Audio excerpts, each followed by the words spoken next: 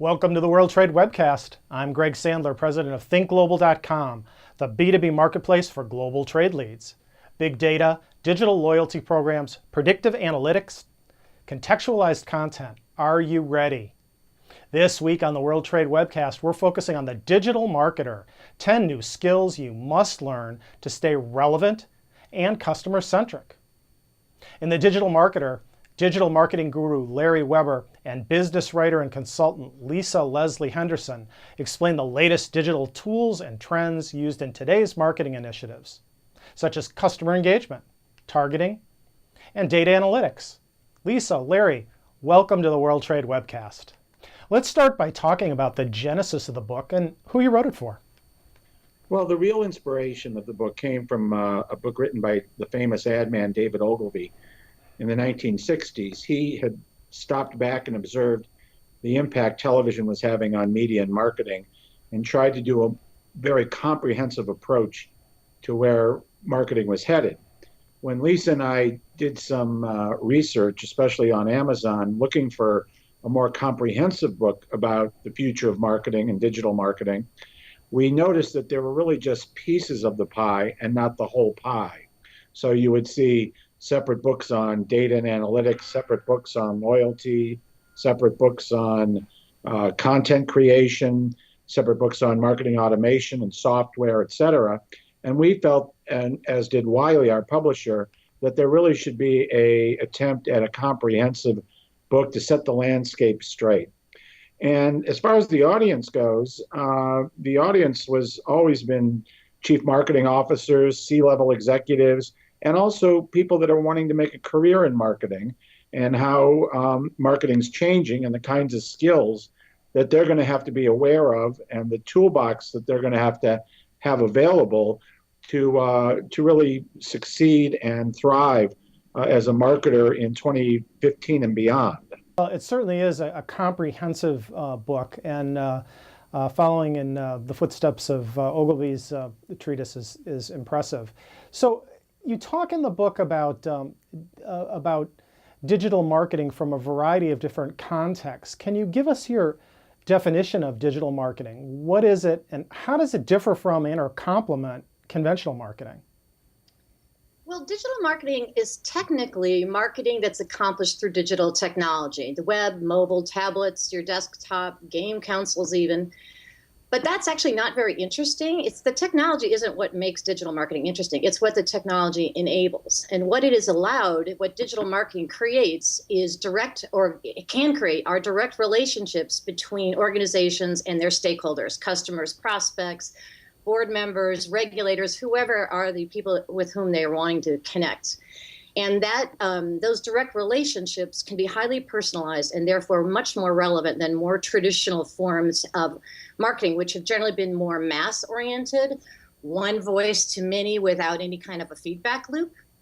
It also allows us to change our relationships with our stakeholders from a transaction-based perspective to a collaborative relationship where we can together create new products, customer service, and advocacy. And those are huge sources of innovation and revenue generation for companies going forward.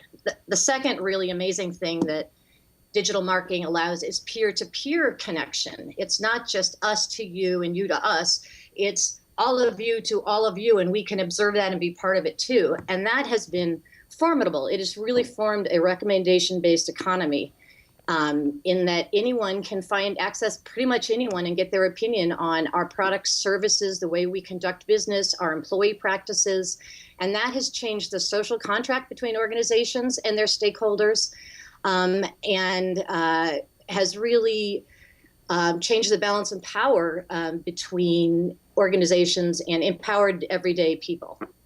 So that's a quite different impact than traditional media has allowed. Certainly, and I think you've underscored the fact that it's really a revolution in marketing. And I think you've also touched on some of the most important takeaways in the book. Based on those takeaways, what are the implications for the business people that are involved in marketing on a day-to-day basis? Well, I think one of the biggest implications is that marketing is no longer a noun. Marketing is a verb, and it just never ends, whether we want it to end or not. In the era of engagement, which is really what Lisa was talking about, and digital tools allow us to be engaged all the time, that we have to put the customer at the center of everything we do. And therefore, anything that touches the customer is marketing. And that is going to be everyone's job, not just the chief marketing officer and his minions or her minions, but it's going to be anybody that touches, from service to support to product development to sales. And we need to look at the toolbox that now is being built to allow us to connect to those customers in a far more engaging, real-time, impactful way. And I think that's the real big takeaway that businesses have to understand, whether you're a big business, a small business, and especially if you're a business-to-business company, you have to understand that your customers want to engage on very specific content, and they want to do it at their time, and really on and the schedule that they can control.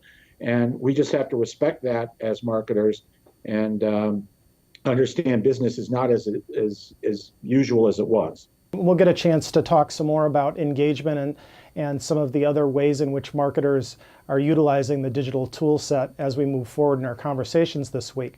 That's all our time for today's segment. More information about the digital marketer can be found online. In the meantime, please join us tomorrow for the second segment of our week-long series focusing on the digital marketer. And for the latest schedule of upcoming Think Global webcasts, subscribe to us with any of the links below and bookmark this page. All of our previous episodes can be found right here at thinkglobal.com/webcast. And thanks for watching.